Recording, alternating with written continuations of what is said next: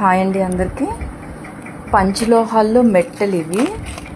చుట్టలు నార్మల్గా 2 పెట్టుకుంటాం కదా, మీడియం సైజ్ ఇది. ఆ మెట్టలు ఇవి. ఇదేమో పిల్లేళ్ళుగా వాడుకోవచ్చు, మెట్టలుగా కూడా అనమాట.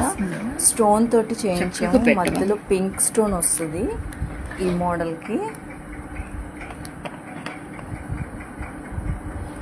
చాలా నైస్గా ఉంటాయి అన్నమాట ఇవి పెట్టుకుంటే.